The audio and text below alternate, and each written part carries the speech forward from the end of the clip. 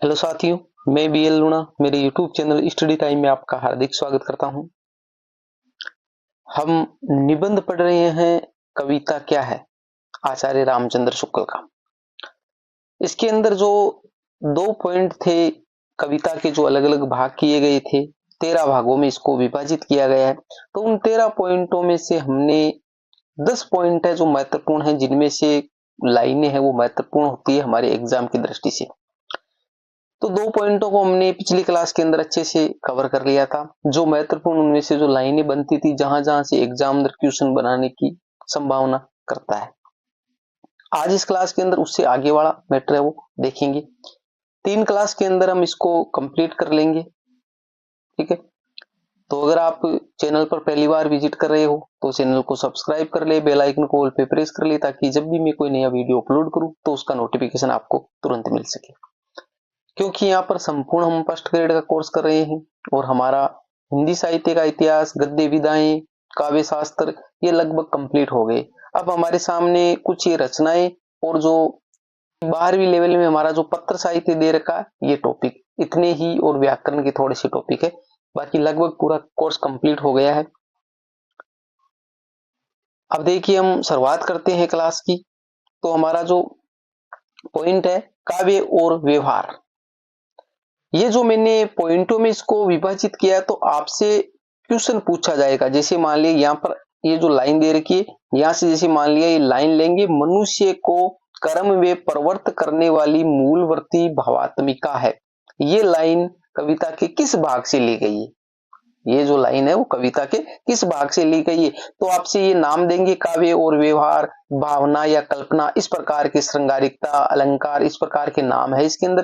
तो ये 4-5 जो नाम देंगे तो आपको इसको छांटना। तो ये लाइन आपको इसी हिसाब से याद करनी है, काव्य और व्यवहार से, क्योंकि ये तो एक निबंध की तरह लिखा हुआ है।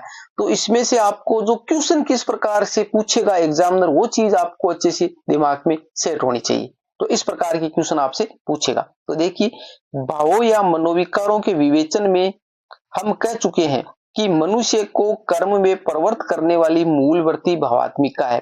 यानी जो मनुष्य को कर्म यानी कुछ कार्य करने के लिए, उसमें प्रवृत्त करने के लिए, यानी वो कार्य करने के लिए उसे प्रेरित करे कि भाई ये आपको करना है, तो ये हमारे क्या भावी है, भावात्मिका है। यहां से आपसे ऐसा भी क्वेश्चन पूछा जा सकता है कि मनुष्य को कर्म में प्रवृत्त करने वाली मूलवर्ती क्या है? मनुष्य को कर्म में प्रवृत्त करने वाली मूलवर्ती क्या है? तो वह है भावात्मिका, ठीक है। तो यही क्वेश्चन इनमें से बनेंगे, तो आपको इनको अच्छे से दिमाग में रखना है। आगे है भावना या कल्पना। इस निबंध के आरंभ में ही हम काव्यानुशीलन को भावयोग के आए हैं। यानी जो काव्याशीलन है वो भावयोग है। इस निबंध के आरंभ में ही हम काव्याशीलन को भावयोग के आए हैं और उसे कर्मयोग और ज्ञान योग के समकक्ष बताए हैं। अब आपसे क्वेश्चन पूछेगा, कर्मयोग और ज्ञान योग के समकक्ष क्या है? कर्म योग और ज्ञान योग के समकक्ष क्या है? तो यहाँ पर देखो, इस निबंध के आरंभ में ही हम काव्याशीलन को भावयोग के आए, काव्याशीलन को भावयोग के आए और उसे कर्म और ज्ञान योग के समकक्ष बताए हैं, काव्यानुशीलन। तो यहां से क्वेश्चन इसी प्रकार के बनेंगे, तो आपको अच्छे से ध्यान में रखना है। काव्याशीलन को भावयोग बताया इन्होंने और उसे कर्म और ज्ञान योग के समकक्ष बताया है। यहां पर अब यह कहने की आवश्यकता प्रतीत होती है कि उपासना भावयोग का ही एक अंग है। उपासना किसका अंग है? भावयोग का। उपासना भावयोग का ही अंग है। जो उपासना करते हैं तो हमारे अंदर एक भाव पैदा होता है। उपासना करते हैं तो एक भाव पैदा होता है, उस भाव के कारण ही उपासना करते हैं। तो ये कह रहा उपासना भावयोग का ही एक अंग है। पुराने धार्मिक लोग उपासना का अर्थ ध्यान ही लिया करते थे। क्वेश्चन पूछेंगे, पुराने जो धार्मिक लोग हैं वो उपासना का अर्थ क्या लगाते थे? तो ध्यान ही लिया करते थे। जो वस्तु हमसे अलग है, हमसे दूर प्रतीत होती है, उसकी मूर्ति मन में लाकर उसके सामीप्य का अनुभव करना ही उपासना है। यानी हम जैसे भगवान की पाठ पूजा करते हैं, तो ये कह रहा है हमसे दूर प्रतीत होती उसकी मूर्ति मन में लाकर, जैसे मान लिया भगवान है, वो जैसे निराकार माना कि उसका कोई आकार नहीं है, तो उसकी मूर्ति हम लाकर एक स्थापना करके मूर्ति, और उसकी हम क्या है वो हमसे दूर है और उससे हम पूजा पाठ करते हैं, तो अनुभव करना ही क्या है, उपासना है, उसको मन में लाना ही उपासना है। साहित्य वाले इसी को भावना कहते हैं, जो उपासना है इसी को साहित्य वाले क्या कहते हैं, भावना कहते हैं। यहां पर आया देखो, उसके सामीप्य का अनुभव करना ही उपासना है, साहित्य वाले इसी को भावना कहते हैं। तो साहित्य वाले भावना किसको कहते हैं, जो हम जो ये धार्मिक लोग हैं, जो हम उपासना करते हैं, तो हम उस उपासना मानते हैं उसको, भाई मूर्ति को पास में लाकर उसकी उपासना करते हैं, उसको जो दूर है उसको हम हमारे हृदय में बैठाकर ऐसा अनुभव करते हैं, उसी को उपासना कहते हैं। और साहित्य वाले उसको क्या कहते हैं, भावना कहते हैं। कल्पना दो प्रकार की होती है, ये मोस्ट हो जाती है लाइन। कल्पना कितने प्रकार की है, दो प्रकार की, एक होती है विधायक और एक होती है ग्राहक। कल्पना दो प्रकार की होती है, विधायक और ग्राहक।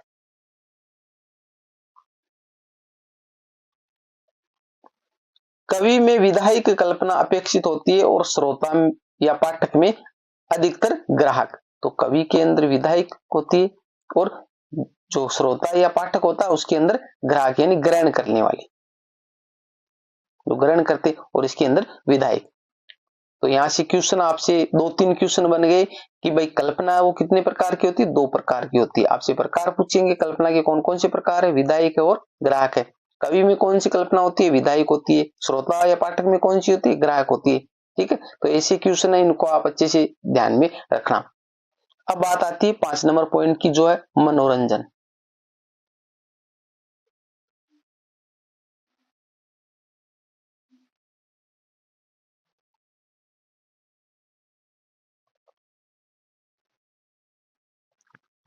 मनोरंजन है, प्राय सुनने में आता है कि कविता का उद्देश्य मनोरंजन है। यानी हमने सुना है कि कविता है उसका उद्देश्य, बहुत सारे लोगों से हम सुनते हैं कि भाई कविता जब हम पढ़ते हैं सुनते हैं तो उनसे हमारा मनोरंजन होता है। पर जैसा कि हम पहले कह आए हैं, कविता का अंतिम लक्ष्य जगत के मार्मिक पक्षों का प्रत्यक्षीकरण करके उनके साथ मनुष्य हृदय का सामंजस्य स्थापन है। यानी हमने सुना है कि कविता का जो उद्देश्य है वो सिर्फ क्या है, मनोरंजन है, परंतु ऐसा नहीं है। उसके कविता का जो अंतिम लक्ष्य है वो क्या है, जगत के मार्मिक पक्षों, यानी जगत के अंदर जो इसे संसार है, जो ये सारी जो दुनिया है, हमने पीछे पढ़ा है जो प्रकृति के अंदर जो नदी नाले पेड़ पौधे और उनका जो अलग अलग रूप होता है। ठीक है, कभी भूकंप आते हैं, कभी आंधी तूफान आते हैं। ठीक है, तो इन सभी का जो जगत के मार्मिक पक्षों का प्रत्यक्षीकरण करके उसको साथ जो मनुष्य हृदय है उस मनुष्य हृदय के साथ सामंजस्य स्थापन है। यानी जैसा जो माहौल है उस माहौल को, उसमें जैसे मैंने आपको बताया था कि जैसे हम उपवन का वर्णन कर रहे हैं, तो उपवन वाला जो वर्णन हम जब कर रहे हैं तो उससे हमारे को एक रोचक तो बनाना ही है उस कविता को, जिससे पढ़ने में हमारी रुचि बनी रहे और हमारा मनोरंजन हो सके। परंतु उसका जो अंतिम लक्ष्य है वो मनोरंजन नहीं होना है। उसका अंतिम लक्ष्य ये है कि जो भाव कवि के हृदय में जो पैदा हुए, उन भावों को जो सहृदय उसके अंदर ट्रांसफर किया जा सके। जो हमने लोजाइंस का उदात्त तत्व सिद्धांत पढ़ा है कि जो कवि है उस कवि का उद्देश्य सिर्फ मनोरंजन और खुद तक सीमित नहीं होना चाहिए, वो उसको पूरे जगत को साथ में लेकर एक अच्छा सोचे। आगे थे, इस प्रकार मार्ग को ही अंतिम गंतव्य स्थल मान लेने के कारण बड़ा गड़बड़ झाला हुआ। मनोरंजन या आनंद तो बहुत सी बातों में हुआ करता है। क्या कह रहा है कि इस प्रकार मार्ग को अंतिम गंतव्य स्थल, यानी कहने का मतलब हमारे को जैसे मान लिए यहां से कहीं जाना है, कहीं जाना है, तो उस जाने के लिए हमारे को एक मार्ग की आवश्यकता होती है, उस मार्ग की आवश्यकता होती है। तो उस मार्ग को ही हम अंतिम गंतव्य स्थान समझने की गलती ना करें कि भाई हमारे को बस यहीं तक जाना। जैसे मान लिया हमारे को यहाँ से दिल्ली जाना है या जयपुर जाना है, जोधपुर जाना है, कहीं भी जाना है, तो वो जो रास्ता है उस रास्ते पे हम गए और वही समझ ले कि भाई जयपुर आ गया या जोधपुर आ गया, वो गलती हमें नहीं करनी है, क्योंकि वो तो सिर्फ एक रास्ता है। तो कविता में भी जो मनोरंजन है वो मनोरंजन एक रास्ता है, वो अंतिम गंतव्य स्थान नहीं है कि भाई हमने कविता कर ली और उस कविता से हमारे जो दर्शक श्रोता पढ़ने वाले पाठक ये है तो उनको मजा आ गया।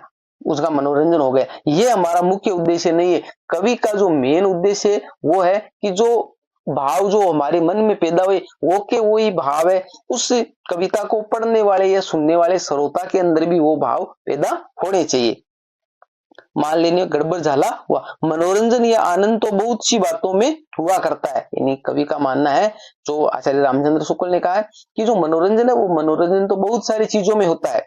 किस्सा कहानी सुनने में भी तो पूरा मनोरंजन होता है। जब हम कोई कहानी सुनते हैं, कोई किस्सा, पुराने टाइम में जो नानी की जो कहानियां है, बड़े बुजुर्ग जो लोग हैं वो सुनाया करते थे, तो उसमें भी मनोरंजन ही होता था। वो काल्पनिक कथाएं होती थी, उससे कोई हमारे मतलब नहीं था, ठीक है, कोई भले बुरे की कोई बात नहीं थी, पर उनसे मनोरंजन होता था। तो ये कह रहा है कि किस्सा जो कहानी है उनसे भी मनोरंजन होता है। लोग रात रात भर सुनते रह जाते, सारी रात है वो किस्से कहानियां चलती रहती है, सुबह उनमें से कोई फायदा नहीं होता, कोई हमारे का उद्देश्य नहीं होता है। तो कवि जब कविता करता है तो एक जो फिक्स जो उद्देश्य लेकर उसको करना चाहिए, सिर्फ मनोरंजन ही उसका मतलब नहीं होना चाहिए। पर क्या कहानी सुनना और कविता सुनना एक ही बात है? यानी कवि कह रहा है कि जब कहानी और कविता वो एक ही है, एक नहीं है। कहानी अलग है और कविता अलग है।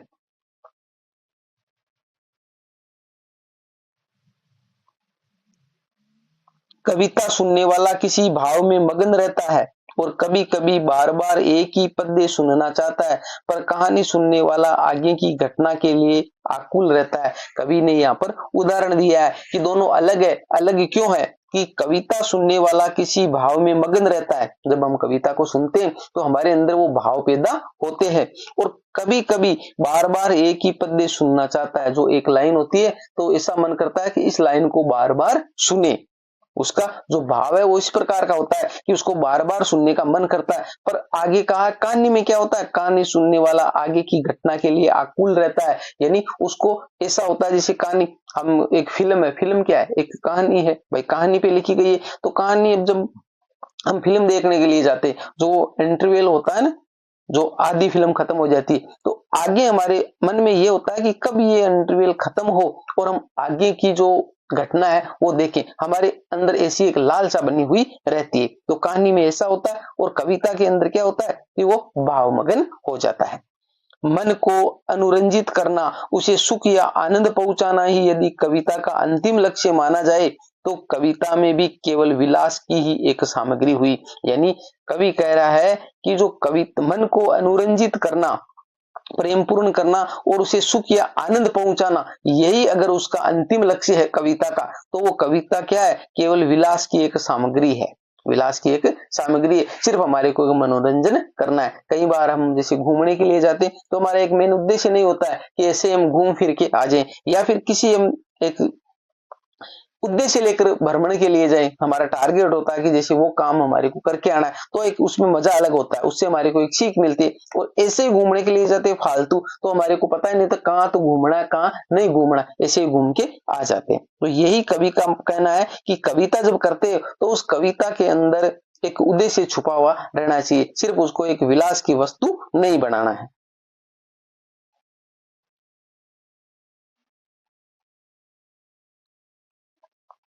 हिंदी के रीतिकाल के कवि तो मानो राजाओं महाराजाओं की काम वासना उत्तेजित करने के ही लिए रखे जाते थे। देखिए, हमने रीतिकाल को अच्छे से पढ़ा है। रीतिकाल के अंदर जब नाम आ गया तो एक बार यहाँ पर चर्चा कर लेते हैं। हमारा जो आदिकाल था, ठीक है, आदिकाल, उसके बाद में हमारा भक्ति काल आया, ठीक है, और एक रीतिकाल आया। तो आदिकाल के अंदर हमने देखा कि जो साहित्य वो अलग तरह का था, भक्ति काल में अलग तरह का था और रीति काल में अलग तरह का था। क्यों? क्योंकि इसको अलग अलग भागों में विभाजित करने का मेन कारण यही रहा है कि इनमें जो साहित्य वो अलग तरह का लिखा गया है। तो आदिकाल के अंदर वो साहित्य वो उतना व्यवस्थित और सुव्यवस्थित नहीं था, क्योंकि शुरुआती काल था। फिर जो भक्ति काल में आया तो भक्ति काल में जो लोगों की इच्छा, जो रुचि है वो भक्ति की ओर बढ़ी, तो यहाँ पर भक्ति से संबंधित साहित्य लिखा गया। और इस भक्ति में डूबे हुए लोगों से बाहर निकलकर जो रीतिकाल है, उस रीतिकाल में सारा साहित्य इस प्रकार का लिखा गया कि सिर्फ जो राजा महाराजा थे, वहां राजा महाराजाओं के दरबार में जो कवि या लेखक जो रहते थे, वो सिर्फ उनको कोई मतलब नहीं था किस प्रकार की रचना करनी है, उसको सिर्फ यही मतलब था कि जो हमारा शासक है, जो हमारे को कुछ दान दक्षिणा देने वाला है वो खुश रहना चाहिए। तो उसकी खुशी के लिए चाहे जैसी भी रचना कर देते थे, बस उसको मजा आना चाहिए। तो ये कह रहा है कि हिंदी के रीतिकाल के कवि तो मानो राजा महाराजाओं की काम वासना उत्तेजित करने के लिए ही रखे जाते थे। उनका सिर्फ एक ही उद्देश्य था कि जो राजा महाराजा उसका मनोरंजन होना चाहिए। और ये सारे राजा महाराजा वो उन कवियों की जो कहानियां, किस्से, कविताएं सुनकर भोग विलास में डूबे हुए रहते थे। आगे देखो 6 नंबर जो पॉइंट है वो है सौंदर्य।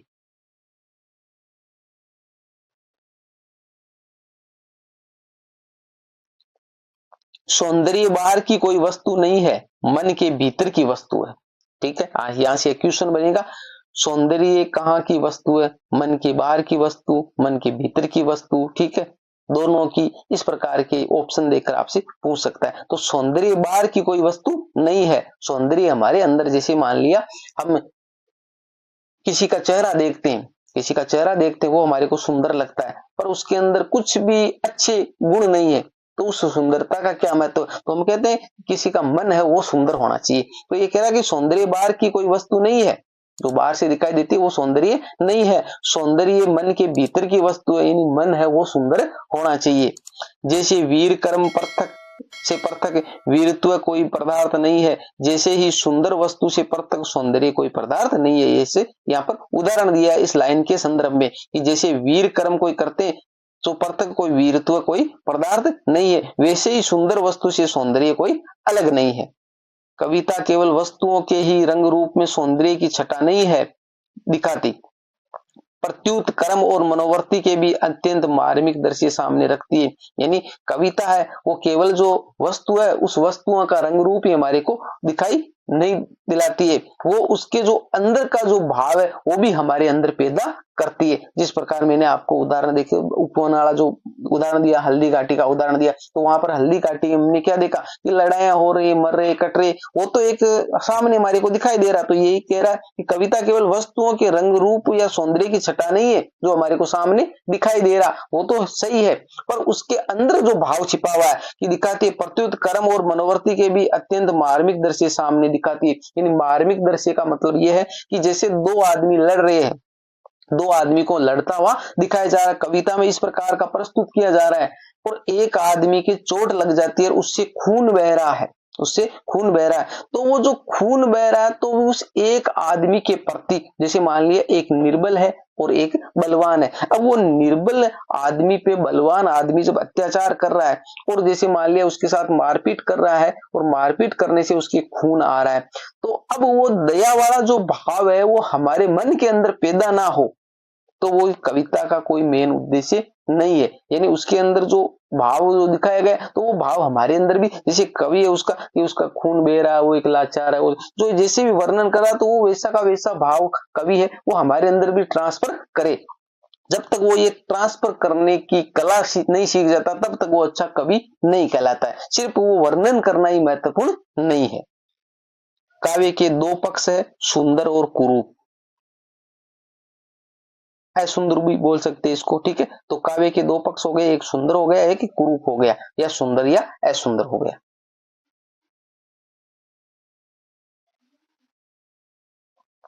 आगे आया चमत्कार वाद। चमत्कार वाद, चमत्कार मनोरंजन की सामग्री है, इसमें संदेह नहीं। यानी कवि मानता है कि जो चमत्कार है वो मनोरंजन की सामग्री है, क्योंकि कविता को चमत्कार पूर्ण बनाना पड़ता है, चमत्कार पूर्ण बनाना पड़ता है। जिस प्रकार हम बात करें, जैसे यहाँ पर मैं पढ़ा रहा हूं तो पढ़ाने के लिए एक मैं बोल रहा हूं तो वो आवाज आप तक अच्छे से जानी चाहिए।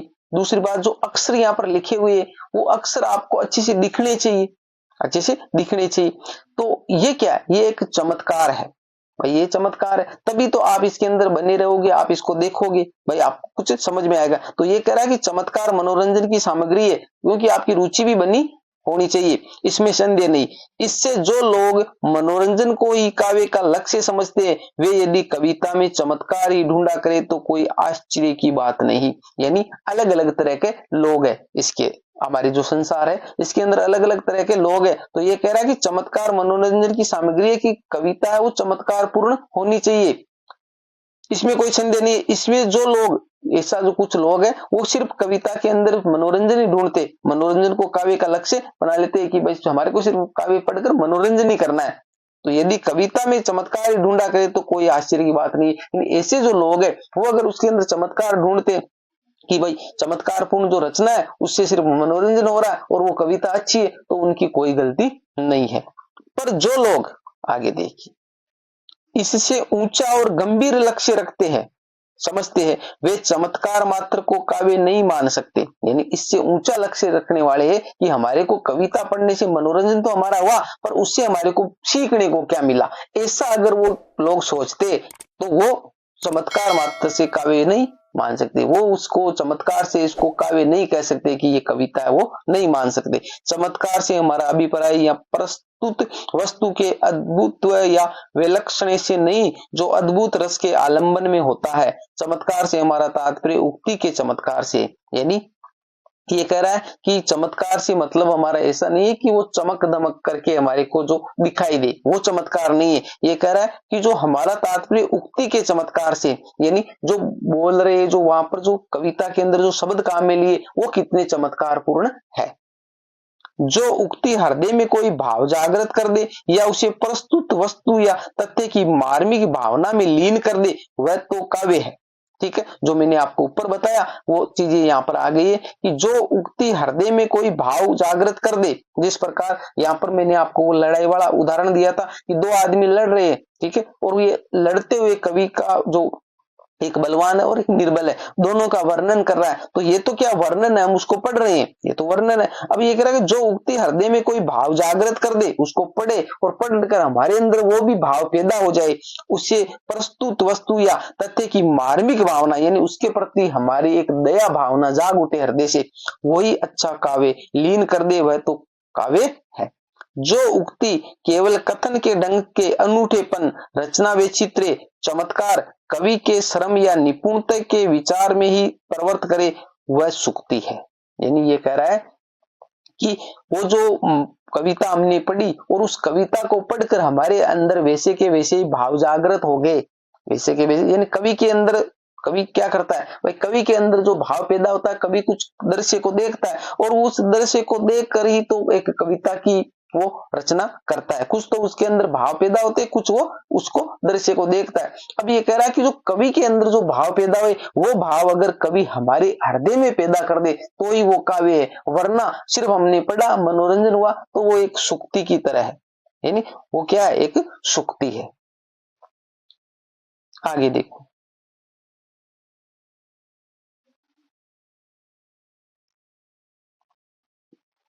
कविता की भाषा, यानी कविता है उसकी भाषा कैसी होनी चाहिए। वस्तु या तथ्य के पूर्ण प्रत्यक्षीकरण तथा भाव या मार्मिक अंतर्वर्ती के अनुरूप व्यंजना के लिए लक्षणा का बहुत कुछ सारा कवि को लेना पड़ता है। यानी कवि कह रहा है कि कुछ चीजें को समझाने के लिए, कुछ चीजें जो उसका भाव या मार्मिक जो अंतर्दृष्टि के अनुरूप है, उसके अंदर व्यंजना के लिए लक्षणा का उपयोग वो करता है। जिस प्रकार हमने लक्षणा शब्द शक्ति पढ़ी थी, यानी वो जो एक लक्ष्य है हमारा, उस लक्ष्य के लिए हम किसी को कह रहा है रामू गधा है, रामू गधा है। तो यहाँ पर हमने रामू को गधा कहा, तो कहने का मतलब रामू पशु नहीं है, रामू पशु नहीं है। यहाँ पर हमारे का मतलब है कि वो एक मूर्ख है, मूर्ख है, इस प्रकार। तो वो हमने एक लक्ष्य था हमारा वो, ठीक है। तो ये लक्षणा का बहुत कुछ सारा कवि को लेना पड़ता है। भाषा में दूसरी विशेषता यह रहती है कि उसमें जाति संकेत वाले शब्दों की अपेक्षा विशेष रूप व्यापार सूचक शब्द अधिक रहते हैं। यानी उसमें जाति सूचक जो शब्द है, ठीक है, वो शब्द है वो उसके अंदर नहीं होने चाहिए। जैसे आपने पीछे पढ़ा है कि जो कवि है उसकी जो भाव जो विचार होते हैं वो तुच्छ और संकीर्ण विचारधारा का कवि नहीं होना चाहिए, वो सभी को एक समानता के भाव से देखे। पारिभाषिक शब्दों के प्रयोग को अप्रतित्व दोष माना, ये मोस्ट है।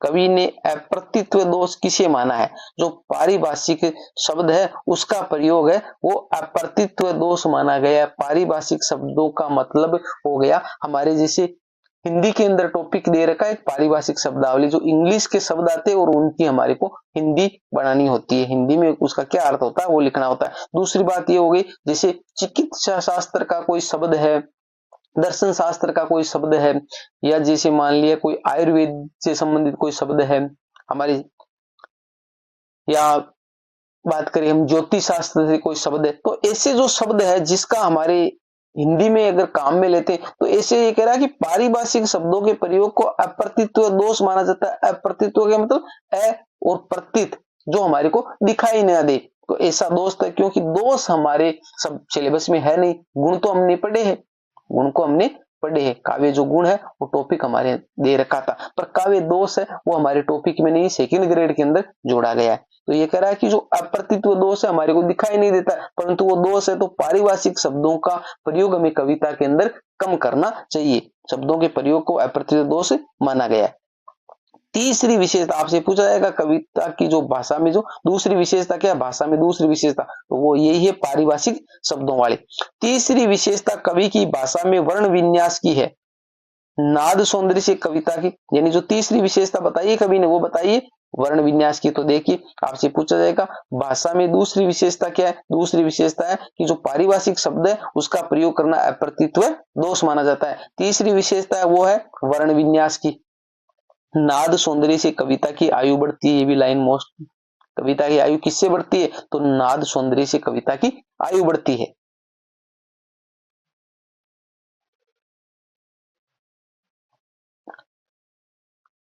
हमारी काव्य भाषा में एक चौथी विशेषता भी है जो संस्कृत से ही आई है। चौथी विशेषता है वो कहां से आई है, संस्कृत से आई है। वह यह है कि कहीं कहीं व्यक्तियों के नामों के स्थान पर उनके रूप गुण या कार्य बोधक शब्दों का व्यवहार किया जाता है। यानी ये जो व्यवस्था है चौथी है और ये हमारे संस्कृत से हमारे यहाँ हिंदी में आई है। तो ये कह रहा है कि कहीं कहीं जो कवि होते हैं उनके व्यक्तियों के नामों के स्थान पर उनके रूप गुण या कार्य बोधक शब्दों का व्यवहार किया जाता है। यानी कोई प्रसिद्धि होती है तो उसके हिसाब से हम उसका नाम न लेकर उसके हिसाब से उसको जानते हैं, जो किसी भी क्षेत्र में प्रसिद्ध होता है, किसी भी क्षेत्र में प्रसिद्ध होता है, तो उसी प्रकार उसका हम उसके कोई गुण होते या उसका रूप होता है या उसके कोई कार्य वो प्रसिद्ध होता है, उसके हिसाब से उसको हम जानते हैं। ऊपर से देखने में तो पद्य के नपे हुए चरणों में शब्द खपाने के लिए ही ऐसा किया जाता है, पर थोड़ा विचार करने पर इसमें गुरुतर उद्देश्य प्रकट होता है। गुरुतर का मतलब बड़ा जो उद्देश्य, सच पूछिए तो ये बात कृत्रिमता बचाने के लिए ही की जाती है। आगे जो हमारा 9 नंबर का टॉपिक है वो है अलंकार, जो अगले पैराग्राफ में है। कभी कभी बात को भी घुमा फिरा कर कहना पड़ता है, इस तरह के भिन्न भिन्न विधान और कथन के ढंग अलंकार कहलाते हैं। यानी कवि कह रहा है कि कभी कभी कोई बात होती है कविता के अंदर हम घुमा फिरा के उसको पेश करते हैं, उसको चमत्कारपूर्ण बनाने की कोशिश करते हैं, तो वो विधान है वो कथन है वही क्या है, अलंकार कहलाते। पर साथ ही ये भी स्पष्ट है कि ये साधन है साध्य नहीं, ये बात आपको अच्छी सी ध्यान रखनी है। अलंकार है वो क्या करते हैं, एक साधन है साध्य नहीं है। साधन का मतलब जिस प्रकार अलंकार बढ़ाने से क्या होता है कि सुंदरता है वो बढ़ती है, सुंदरता वो बढ़ती है, पर सुंदरता पैदा नहीं होती है। मैंने आपको अलंकार जब समझाए वहां पर भी बताया था, अलंकारों को काम सिर्फ सुंदरता को बढ़ाना है न कि पैदा करना। तो ये कह रहा है कि वो सिर्फ साधन ही है, साध्य हमें मानने की गलती नहीं करनी है। पर जो लोग चमत्कार ही को काव्य का स्वरूप मानते हैं वे अलंकार को काव्य का सर्वस्व कहा करते हैं। यानी जो सिर्फ चमत्कार कोई काव्य का मेन जो मकसद मानते वो इन अलंकारों को ही बोलते हैं कि यही सर्वस्व। अगर कविता के अंदर अलंकार नहीं है, वो अलंकारों से सुसज्जित नहीं है, तो अच्छी लगती ही नहीं है।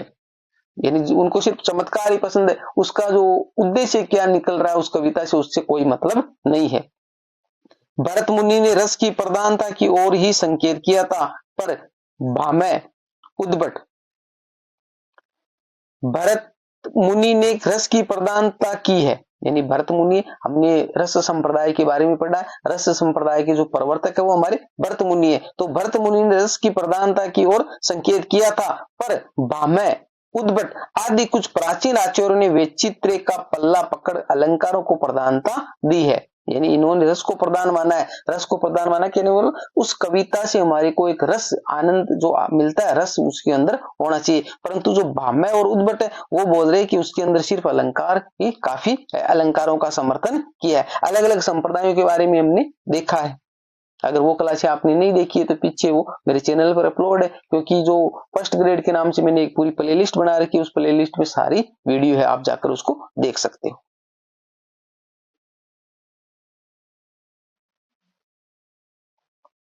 सृष्टि की वस्तुओं के रूप और व्यापार का वर्णन स्वभावोक्ति है।